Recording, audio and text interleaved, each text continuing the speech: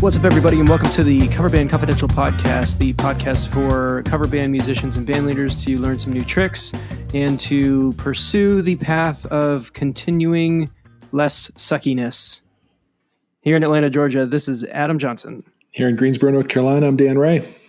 We decided that might be the continual tagline for the podcast. I think it's a good one. Well, the path of less suckiness is sort of a continual phenomenon. So yes, we are all on it. We are on that path. Yeah. And some days, we're some days I feel like I've doubled back. Yeah, you're walking forwards or you're walking backwards. Yeah. It all depends. Yeah. Did you play this past weekend?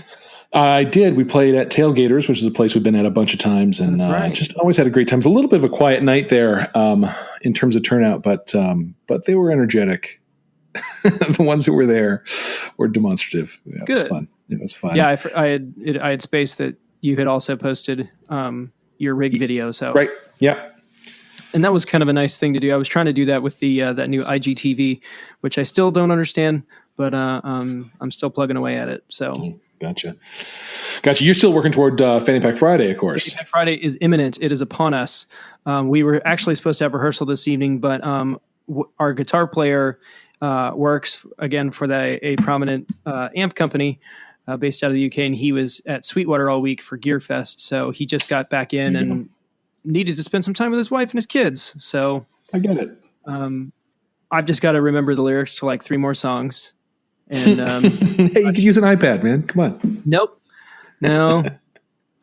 This is that being said, this is Tools for Fools Part 2. So hey, listen, before we dive into that, are you you got any kind of beverage working that you want to share with us? No, you know what? I've been drinking water. So it's probably smart. I wanted to say I'm currently enjoying very much a Sierra Nevada Hazy Little Thing IPA in honor of the very first song I ever sang with a cover band, which was Crazy Little Thing Called Love. There you have it. Sophomore year of high school, and I still do it. Played it last weekend. I'll play it next week. Yep. That's a good one. I'm actually in Podcast Central is literally I'm staring at my bar, but I'm not partaking this evening. Yeah. So another thing that happened this past week that was kind of neat is we were, and by we I mean my team, which is a very small team. It's me and basically our admin, got invited by another event band in the area who's been around for 20 years to come over to their spot and just kind of like talk about stuff. Cool.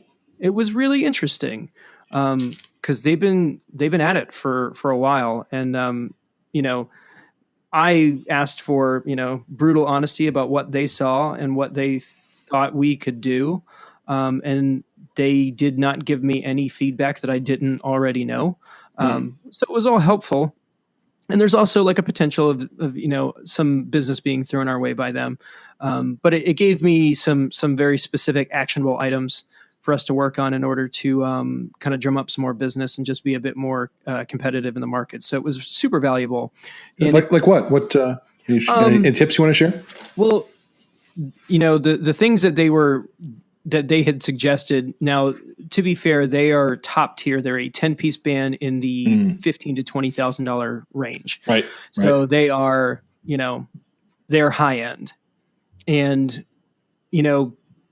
the things that a couple of things that I gleaned from it that I thought were really good ideas is having multiple cuts of your promo video that appeal to different markets. So if you can take like the base footage of the promo video and then kind of aim it in a particular way for a specific kind of client. So you'd have one that's kind of geared towards weddings and one that's kind of geared towards bars and one that's kind of geared towards municipal events. And you can do that pretty easily just by tweaking, basically your B-roll. And that seemed like a really good idea because, what they had actually said was they were like, oh, we see in your video that you have a lot of this great footage of you guys in front of big crowds, and that's great. But a prospective bride may look at that and say, hey, that's too much. I don't think we can handle that for our wedding. So it just kind of opened my eyes to, what that looks like and, how to, get inside the mind of, your potential clients. So Cool. We are supposed to, I think, shoot some footage this weekend, and we'll be taking the old footage from the previous promo, and we'll probably be decking out a new promo in the coming weeks. So very good. It was good stuff. If you have if you have anybody in your market that is a little further up the line than you are, it never hurts to reach out to them. I've done it multiple times, and this was, this one kind of fell in my lap because they kind of, got in touch with us, and I think they saw the possibility of us to kind of fill some gaps for them in a pay scale, just because we have lower overhead. But it was a good conversation, and it also was a good reinforcement that we are on the right path. We are doing the right stuff, but there's always stuff to tweak and there's things to improve on. So cool, good stuff. Very cool. Yeah. So, we ready to do this? Let's do it. All right. Tools for Fools, Part 2. Tools for Fools, Part 2, Electric Boogaloo. Back from the dead and ready to party. So, would you like to I listed about 7 last week of stuff that we use. Were there any in particular that you wanted to lead off with? There's one that's absolutely critical to the Clanky Lincolns. Right. We really, without it, we would have to assemble such a hodgepodge of tools that to have it all in one place is well worth the basically pittance I pay for it. And it is a tool called Band Helper. Mm-hmm. I'm not getting paid for this, but I am happy to give a completely unpaid endorsement just as a user of it. It's a mobile app, runs on tablets and phones, both Android and iOS, and it has a web interface that is excellent as well. Mm-hmm. And it does all of those things. It manages our set lists. It is the thing that is on my iPad, on my music stand to be a memory aid. Mm-hmm. And I drive it with a Bluetooth foot pedal to do page turning and stuff. So it manages repertoire songs. You can do a very rich song management workflow in it with tags and categories and all sorts of things. You can define custom fields. We've defined who sings various songs, so we can sort by that. Mm-hmm. And you can color code them by various things. So the song and set list and chart management features of it are very, very strong. Mm-hmm. And that's what you get with the free version. Which is Setlist Helper, is that correct? No, Setlist Helper is now discontinued. Well, all he has now is Band Helper, and the free version is feature equivalent to the thing that used to be called Setlist Helper. Got it. So you don't get Setlist Helper anymore. You get Band Helper and just use the free version if that's all you're interested in. We had tried, I think, the 30-day free version, and I don't know if we just didn't get deep enough into it to see the value. I mean, again, he was only charging what, like it's like $30 a year or something for 5 users. It's not. Yeah, it's not. It is a very small investment, and if you have no system, you're basically going from like 0 to 60 like immediately. Totally. So I do. While we don't use it, I have messed around with it, and I think it is a good product, and it may be something we revisit at some point. Now, what's in the paid version is scheduling. Mm-hmm. So we keep all our dates on there. We keep when somebody has a blackout period for vacation or whatever, they put it in there, so we always know the state of the whole band. And if, by the way, you don't have something like that, it could be a Google Calendar. I don't care what. Without that, every opportunity to book a show becomes a total ordeal. You text everybody and call around and make sure Pete has that weekend off and see that Sarah can make it to this day. And she can't. All right, you got to get the sub. And it's like a whole thing. Or you could have a band policy where everybody's putting their dates into a calendar and it's all in one place. And you're sitting there with the venue going to book a date and you just look and you can see when you're open and it's a no-brainer. Yep. So one way or another, you got to have that. Band Helper provides a very good one. The other thing that it does, a couple other modules that I use in it, the Contact Manager is just a really simple CMS, customer management system that you can enter venues and contacts, and even a pretty simple, like a follow-up tickler system. You can put in actions to do in the future, and it'll remind you.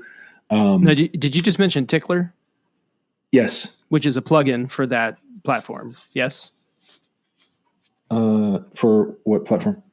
For Band Helper. The only reason why I asked that is that there's a program called Tickler that is a plugin for Zendesk, which is something that we use. Oh, I see. No, that's Tickler is in customer relationship management systems, a tickler is like a reminder system, right? It's just there just happens to be an actual program called Tickler that exists.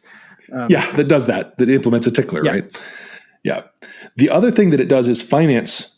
So you can manage in it the splitting up of pay, the splitting up of costs. You can. I used it last year to produce a report for my accountant of my expenses for deductions. It was like a one-button deal to dump out that report. All in all, a really, really excellent system. And I'll say this too: the guy who writes it, it's a one-man shop. Yeah. His name's Arlo Leach, and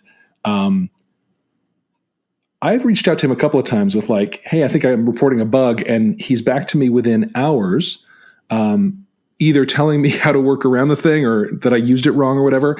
In one case, I complained that there was no archival of old set lists. So like I want to keep old set lists around. I want to be able to refer to that later, but I don't need them in my face. And there's no way to get rid of them. I made that request, I want to say 2 years ago. And in the new version he put out last week, a feature that handled that was included, and he emailed me like individually to let me know that feature that I requested 2 years ago is now in. So, I was just totally blown away at this guy's customer service and just the sheer organization it takes to to pull off that kind of contact. It was really stunning. Yeah, if you go like his tutorial videos are dry but super thorough. Yes. And he really he cares. Yeah.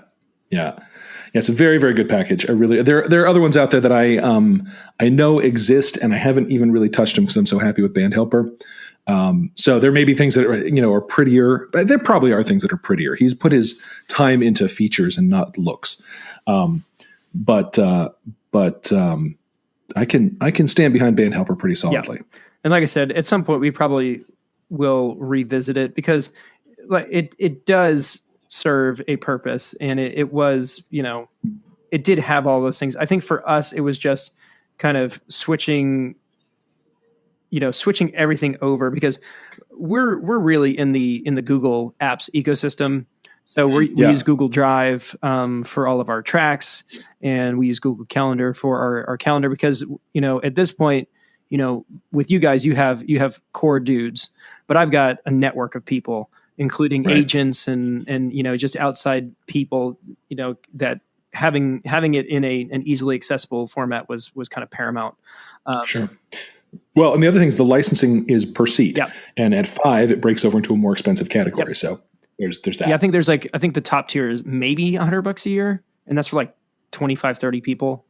Something like that. It is pretty ridiculous. So yeah, Band Helper, if you haven't checked it out, they do offer a 30-day free trial. And if you can get your information into the system, it could be a real game changer for. Yeah. Especially like you say, if you're not already invested in something, it's a great place to start. Absolutely. Completely agree. That's my main tool. I got some others but you take a turn. What do you got? So I'll just go ahead and throw Google Drive out because it's a good way for people to share files. If you're using tracks or you create learn files, I just have everything up in a central place, so I can just send a sub a link to a folder with a bunch of stuff for them to learn. That's been super helpful, and also just as a way to share large files with people. So if somebody needs high resolution artwork that can't be emailed, you can just shoot them a link to Google Drive. You can put all that stuff and organize it there. And, it theoretically there's no limit to it. So the more stuff you put into it, there are also tiers of that, but it's been useful for us for sure. Cool. And you were talking about finance management, kind of expense tracking in Band Helper. What I am using is QuickBooks Self-Employed. Yeah, which is another deal where it's an annual fee, but I feel like it's pretty reasonable. And it's got an app, and what you basically do is you link your accounts to it, and it's pretty much, you can set up rules. So if like something comes out regularly that is an expense, you can just create a rule and it automatically categorizes it for you. It will then, of course, dump it into Quicken or QuickBooks when you go to do your taxes at the end of the year. For me, the thing that really made it even better is that it auto tracks your mileage. So it just basically, when you get a car and you go somewhere, it knows where you went, how far you went, and what the deduction is. Wow. And it's the same thing. You literally swipe left or swipe right, whether it's personal or business. It does not get any easier, because what I was doing before that is I was using a numbers spreadsheet on my phone where I put in starting mileage and ending mileage on every single trip, which is good if you're getting audited. But man, it's not easy to remember. This thing. Yeah, I estimated mine. I sort of guessed at it, which is easy to do, but not great if you're audited. Yeah. So just looking at where we are right now, I have done 530 miles work related. That's $289 in deductions. Wow. Currently, my top deduction is contract labor, which is paying my guys out. I've spent almost as much on advertising as I have on food. So yeah, it's this is just kind of at a glance, and we have grossed a decent amount of money this year so far. Yeah, so that's good. I just glanced at it. It's $5 a month. There's a higher tier that does some more automation, exporting to to TurboTax and whatnot. But yeah, I think I just paid I think there was like a deal right after tax season or right around tax season where like it was like the whole year for not a whole lot. I think it was like $50 or $60. So I think it was like 10 or 15% off.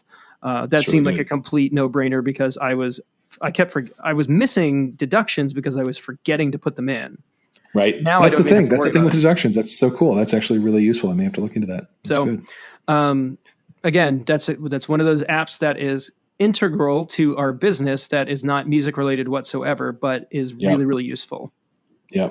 I'll throw another one out there, which may not seem obvious from the drop, but Pages, which is an Apple application. It is free if you have a Mac.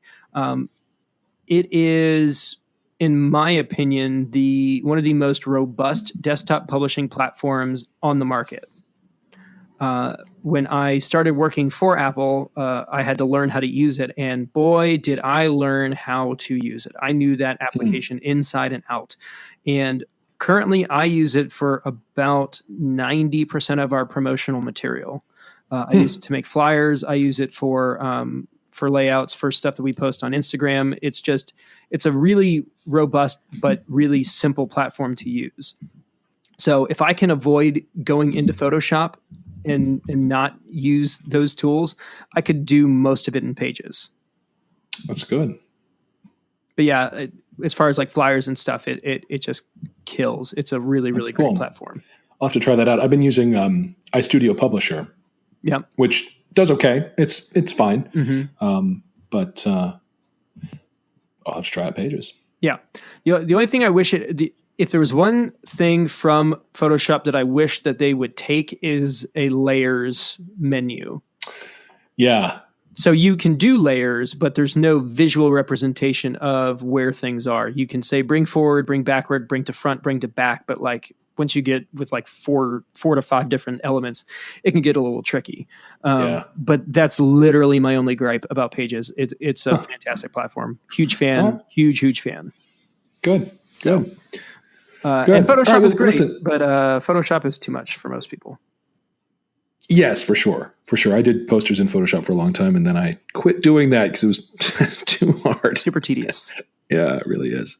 Lots of control, but very, very fiddly. Yep. Listen, you mentioned paying your guys. Yep. Do you have some mechanism for that that's other than just a paper check? I do not use paper at all if I can help it. Depending on the person and their preference, I use one of the instant pay options that are on the market. We've recently gone all in on Venmo. Yep. Which is I worry how long they'll be around. I see no monetization going on of that platform at all. Yeah. So I hope they're making good deals with banks, because they're certainly not making a good deal with me. They lose every time I spend money on their system. Yeah, I mean, I use PayPal a lot, and I even use it with clients, just because it's pretty widespread and it's easy to tell people. Sure. We have here's just another free tip. If you are doing personal private events and you are thinking about drafting a contract, go ahead and put an overtime clause in your contract, because it happens. And when it does happen, it can be hard to kind of shore up. And I'm only saying that because the host of the event that we did on this on Saturday implemented the overtime clause, and now I'm having a hard time getting in touch with her. They were having a really good time, and she may just be trying to find the money. Yeah. She do you charge deal on that topic? Do you charge when you do a wedding? Do you charge extra for early setup? No, we have a flat fee that will fluctuate. There's two schools of thought to this. Some people, they have their pricing. It's like a menu on their website, and each component costs a certain amount of money, and it's all up front, so you know what you're getting. We do not do that, because in reality, for most gigs, we do have some margin to work with. And if, you come in, $500, $1,000 over their budget, but you can make it work with what they do have, I don't want to scare potential people away. Right. So no, it kind of goes with the territory that if you are playing one of those kinds of events, you're going to have an early load in. So no, there's no surcharges for that kind of stuff. Okay. I will charge extra for my guys playing over their contracted time, because I think, just out of respect, that they deserve to be compensated for the time that they're literally working. Right. And for us, it's $150 per player per hour, which is enough to make it sting, but not unruly to scare them away. Well, yeah. I mean, it's a piece of change, but if given it's on top of, it's a fairly small fraction of what they've already spent. But if I was a player, like extra $150 to play for another hour, like I'm in. It pays for my time. I'm happy. Yep.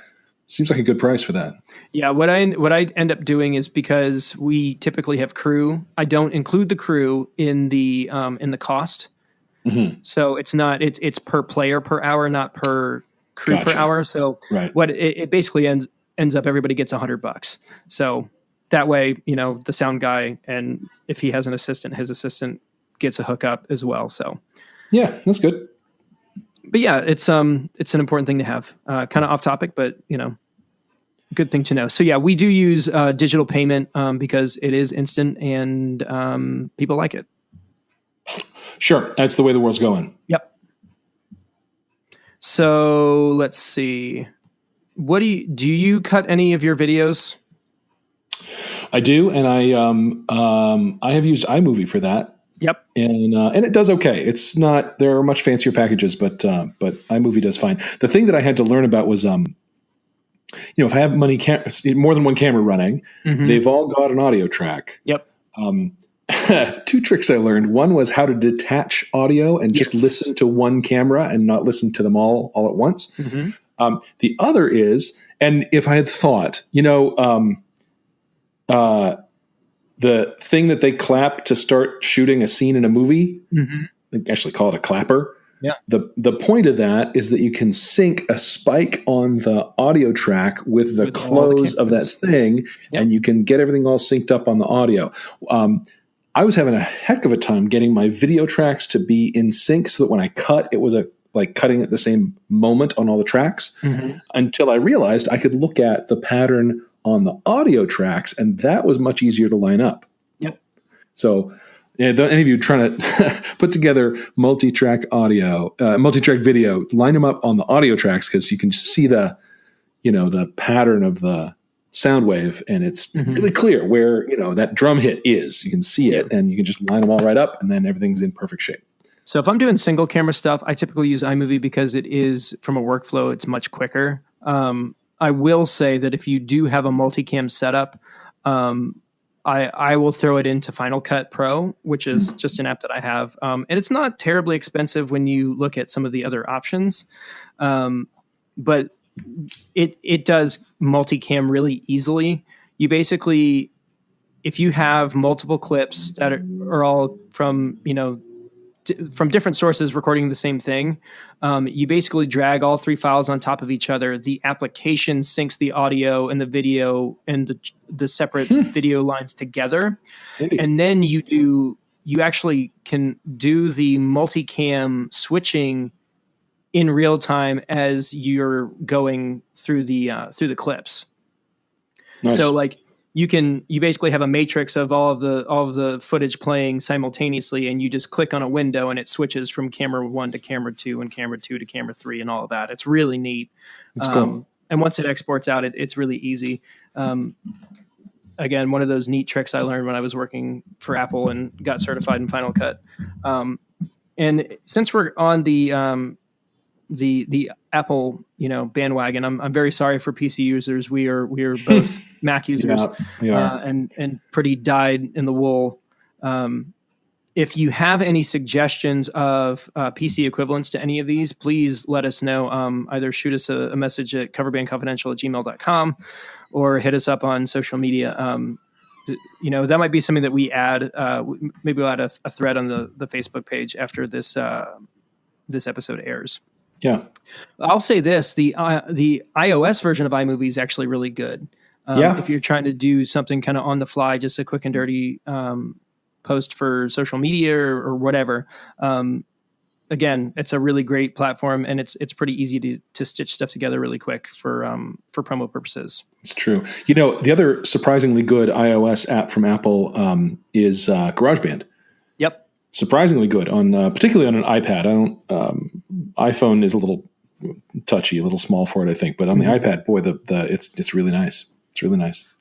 Yeah, I mean, and if you're doing any sort of recording, it's crazy what you can do on that. There's literally, I mean, they're like hip hop producers and pop producers who work in GarageBand on their iPhones. Like that's their studio. Yeah, it's ridiculous. It's pretty amazing that not to belabor being an Apple fan, but you get a whole different caliber of software when the software has to be good to sell the hardware. Mm-hmm. It's a whole different thing from like Google's software has to be good so that they can sell your personal information. Yep. And it only has to be good enough. Facebook only has to be good enough to collect the network of your friends. Mm-hmm. Right. But like there's a $2,000 to $3,000 piece of hardware hanging on the quality of, Final Cut Pro. And boy, they do good work on it. Well, and we're going to just go ahead and beat this thing into the ground because the next thing that I was going to throw up is Logic Pro. Oh, there you go. So as far as DAWs go, DAW stands for Digital Audio Workstation. We are going to try to avoid jargon and TLAs. Industry speak. Yep. TLAs, 3-letter acronyms. So, Logic Pro is my weapon of choice. It is an Apple. It is a DAW that Apple makes. It is $200, and that's for everything. It's not like Ableton Lite and Ableton Pro and Ableton Suite and Ableton whatever. Logic is Logic, and it's $199. And just an inside tip: if you go on like Kinja Deals or another kind of deal website, you could probably find a place that's selling $100 iTunes cards for $85. So you could get it for $170 instead of $200. Just throwing it out there. From a platform, it's pretty incredible. I've got a friend who works completely in the PC world, and he's like, oh man, this bundle just went on sale and this bundle just went on sale and you can get Melodyne for this. And I'm like, dude, I don't need those, because Logic comes with a really good sampler, a really great drum machine setup. It's got great plugins. The latest version actually has a vintage EQ collection. So you can, what you were spending on Steven Slate or Waves plugins for, an SSL style EQ or an API style EQ or a Neve style EQ, like it's baked in. And every time they come up with an update, it's got, a new sampler, it's got a new set of plugins, it's got a new feature. It has elastic audio, you can beat sync. It has elastic pitch, so you can pitch correct like you can in Melodyne. The only thing it doesn't do yet, and I say yet because it probably will happen, is the polyphonic pitch correction, which is the one thing that Melodyne does have that I do want. where you can like fix entire chords and you can make a song in a major key sound like minor and all of that. Pound for pound, dollar for dollar, there's really not anything that can beat it. But if you're looking for budget options, I would recommend Audacity. Good old Audacity. I've used Audacity for some multi-track work I did with my last band, and it's free or close to it, and it's very, very powerful. It hides a lot of its power behind a fairly obscure user interface. I would say not necessarily obscure, but dated. Yeah. It's not slick to work with the way Logic is, I'm sure. Yeah, it's not user friendly in that sense. Yeah. I stumbled into. Go ahead. Well, I should say it's the kind of thing that once you sort of know where all the tools you need are, it's quite quick to get around. It's not like a dated interface is necessarily poor from a workflow standpoint. Yeah. But it doesn't have a lot of the automatic stuff that you'll find in Logic Pro for sure. Well, I stumbled into Audacity because I found this whole pile of Rock Band and Guitar Hero files. Yeah. In order to convert them to WAV files, Audacity is one of the few DAW platforms that reads OGG files and MOG files. So I became intimately acquainted with Audacity. Again, it's a very powerful platform. It reminds me of Cool Edit Pro, which is what the first digital audio editing software I ever used back in the day. And actually Adobe bought them, and now that's Adobe Audition. So all that technology is still baked in. The other one I was going to suggest is Reaper. Yes. And I know that Reaper is huge on the interwebs. All the kids, they're using the Reapers. Yeah, Reaper. I've used Reaper some too, and I would say similarly, it's not a pretty interface, but it's very, very powerful, and its features run real deep.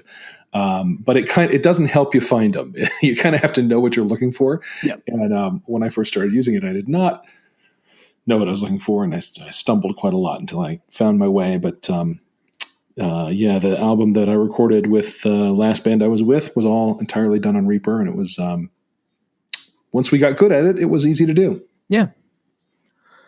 And this is different strokes for different folks. There's so many different great DAW platforms, everything from Ableton to Studio One. They're all basically, you're baking the same cake with slightly different ingredients at different altitudes, but it's all you're doing the same work. Yep. Find one you like that fits your price point and has the features you need, and use it. That's really all it boils down to. Now, moving out of the production side to the live side, we use Apple's MainStage program, which is another one of those stupid deal platform kind of things that doesn't make sense on paper.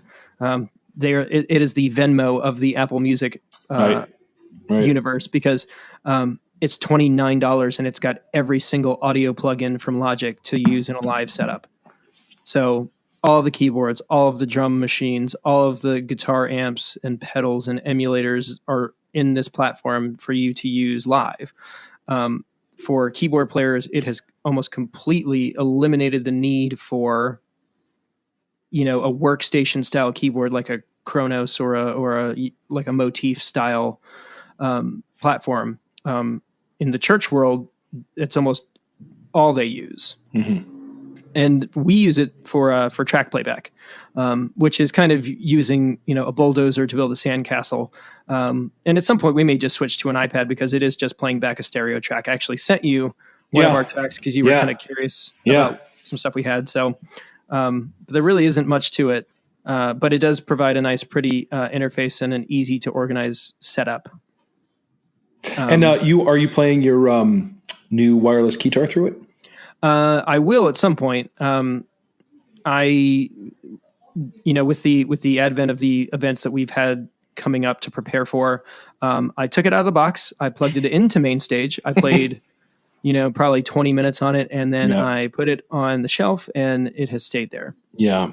So once I get this 90s thing hopefully going, I'll have more time to mess around with it and hopefully start trying to work it into shows. But yeah, the goal would be to put it through Mainstage in the future. Right. Yeah. The show that I did with my Alesis Vortex wireless keytar. I used Mainstage, and I really just used 4 presets, I think, for the 4 tunes I did, and just walked through them on the keytar, changing presets from the cursors on the keytar worked great wirelessly. It was all perfect. Yeah, I mean, you can literally make it do whatever you want. When I was playing original music, I used Mainstage when we were doing in-store performances. So again, to terribly date myself, my band used to do in-stores at Hot Topics around the country. Wow, okay. And so we would do a portion of our set acoustically, and then for, to promote the new EP that we had just finished, we would basically play, it was just me, the lead vocalist, the guitar player, as a trio, because we were the people that were necessary personnel, I guess. And I would play through Mainstage. I had an Apogee Duet, which was like brand spanking new at the time, and running Guitar Rig, which is not Guitar Rig. No, it was Guitar Rig, the Native Instruments plugin, running some obnoxious Mesa dual rectifier setup for my pop punk band, but it did the trick. And so much so that we would do in stores at Apple stores to show people how we used the hardware and the software to do what we did. Cool. So it is a huge, powerful platform to do basically anything you want to do with it. So can't recommend it enough. It's awesome. So that is all of my apps. Do you have any other apps you want to throw in? I think that covers pretty much what we use. Obviously a lot of my guitar stuff and PA stuff comes with sort of management apps. The TurboSound IP2000 has an app that controls it over Bluetooth. If you choose to do that, I mostly just work with the dials on the back of the thing. Yeah. And there is an app for the MiPro MI909 IEM transmitter. There's an app for the, what else? Oh, there's a mobile app that controls the DBX Drive Rack PA2, and you use that to run its auto EQ thing. You use a measuring microphone, and it auto EQs the room and sets up suppression on feedback on the frequencies it finds and whatnot, and that's all driven off an app. Those are all very special purpose and attached to hardware, and I love that hardware, don't get me wrong, but those are probably not tools that you certainly don't need them if you don't have that hardware. It doesn't do you any good. Yeah, and as far as like other stuff that we use, we have an X32 rack, and we use unfortunately Behringer has stopped doing development on the X32 platform apps in iOS. So they're not 64-bit, so they don't run well. So we run everything off of the Midas M32 setup, right? Because they did. I don't know what that's all about, but so we use the M32Q to mix our monitors individually on our phones, and then we use the M32 Mix app on an iPad to do our front of house. Yep. I'm trying to think what else there was one other thing that I was thinking about that completely eludes me at the moment. We use Wireless Workbench if we're scanning rooms and stuff for wireless signals. You don't have to go that route. We can also just do it straight off of the units themselves. There was something else I was going to mention. So when we do use memory devices, I am splitting probably between OnSong, which is just the first app that I bought that did that particular stuff. And actually, I bought a membership to Ultimate Guitars app. Yeah, because I started doing the acoustic dates, and with a data connection, you can look up chord charts and stuff on the fly, and that seemed pretty appealing, even though I have yet to actually do it. You know what? There was a deal that I bought a lifetime membership there, and I hear those guys get a lot of hate, and I think it's because they're so busy selling their memberships. I will say this: once you own a membership, all that annoying sales stuff goes away, and it's a very good tool.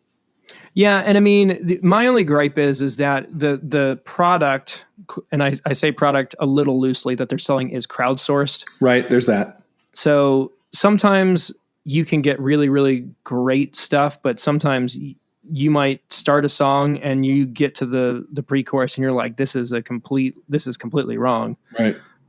Which I've been caught in a couple of times, which did suck. Yeah, I don't think I'd play anything live cold from there. I think I would want to vet everything I got from them. They do have that sort of voting and ranking system that helps with that some, but I don't trust the ears of right. Some of the people I work with. I don't know if I'd trust internet strangers. Right. 47 people thought this was the right chord, and all of them were wrong. Yeah. Yeah. But I will say this: one of the songs that we had to learn for Fanny Pack Friday is "Love Fool" by the Cardigans. From a guitar standpoint, that song is deceivingly difficult. There's a lot going on there, and I found their official kind of Guitar Pro setup which had all the parts split out, and I learned that song. Cool. So I will give them that. I think it's not insane.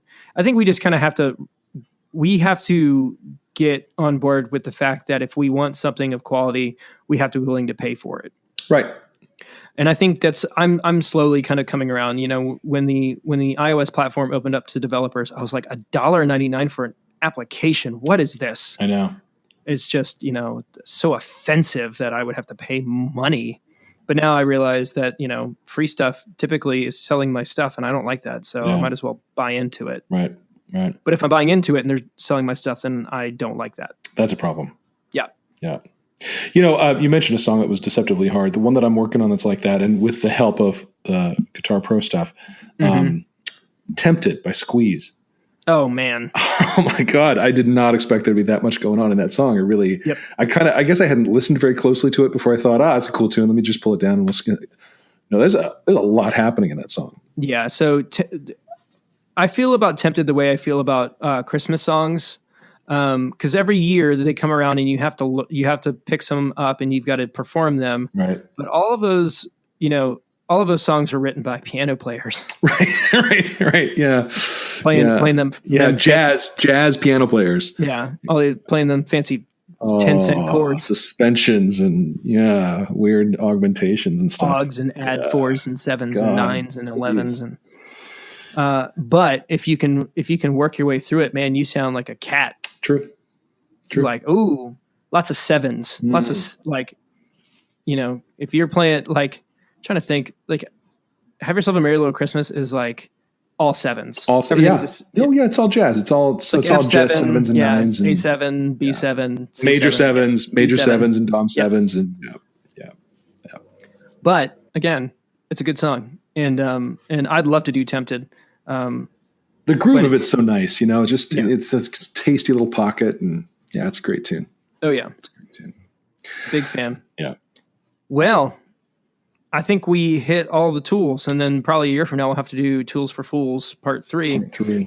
Where we basically go, remember all those things we talked about? We hate them all. Here are the new ones. That's right. Here's how Band Helper has betrayed me. Yeah. This is where Arlo scorched the earth. That's right. And I will never, anyway. Right. Back at you, Arlo. Shout out to Arlo and Band Helper. Thanks so much. Seriously. Tonight's episode is brought to you by Band Helper. Yeah, basically. Pretty much. Go pay Band Helper. Yes. And if not, this podcast has been listened to almost 2,000 times since March. Nice. I looked at the stats. A friend of mine was like, my podcast has been played over 1,000 times. I was like, wonder where we are at. And I was like, oh, we're way past that. Kind of pat myself on the back there. Yeah, it's good. And we did such a good job. But which means, if you want us to sell your stuff, everyone needs to like us on iTunes and comment and favorite and all that stuff, because it really does help. And get us enough friends listening to it of yours, and we may get some money out of Arlo for mentioning things like that. Who knows? Yeah, or if you've got something you want to sell to literally dozens of people, you can send us a free copy of something, or pay us some money, and we'll talk about it. Yeah, it's funny because the company we use to host the podcast, which is called Podomatic. About a week ago, I thought we weren't shouting them out. we're calling them out. Okay. About a week ago, it lost its mind and like couldn't download. So anybody who was trying to get our episode a couple of weeks ago and it was just like, nope, I'm not doing that. It's because our host was broken, which is too bad. It was a really good episode, and we didn't really get good episode, and it got no traction. If you missed that one 2 weeks ago, please go back and do it. But in their stats, it recorded every attempt to download. So if you look at that weekend, it was like, oh my God, we're suddenly on fire. Everyone loves us. Well, no, nobody loves us. Yeah, that was the unfortunate part. I was like, 326. I know, we were so excited. And then I was like, wait, but nobody can hear it. Ugh. No, it was us. Yeah. It was you and me hitting the refresh button. That's probably true. Again. I did hit the refresh button quite a few times. Yeah. I probably have a couple clicks on that as well. So we'll take our licks. But we want to thank you all for continuing to listen and to support this deal. I don't know where it's going, but we're going to keep trying to generate good content. We're having fun wherever we are, so it's true. Yeah. And next week we'll have the Fanny Pack Friday postmortem. If anybody wants to skip that week, no, we're eager to hear. We want to hear all about it. Hopefully it is uneventful in a good way. Yeah. Now I'm just stressing about pre-sales and all that jazz. Yeah. So. How does all that look? I think we have a couple of tables still available. And pre-sales are strong. They're not as far along as I'd like them to be. But it all kind of falls out in the wash. So, I know what I have to sell in order to break even. Yeah. And I'd like to, do more than that. We're actually probably already there as far as pre-sales go. So everything else is just gravy. Cool. So. Very good. All right, man. All right. That'll do it for us.